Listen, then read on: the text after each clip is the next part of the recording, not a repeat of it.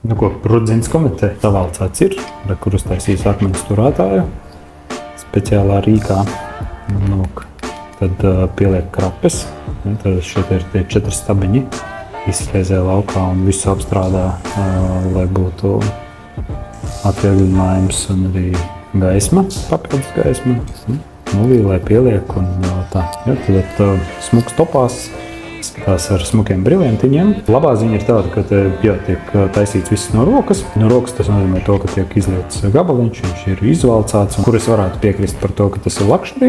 Ja mēs runājam par materiālu izvēli, man jau liekas ļoti daudz darba, kāpēc gan, lai to neieguldītu uzreiz zeltā, nevis izmantot sudraba.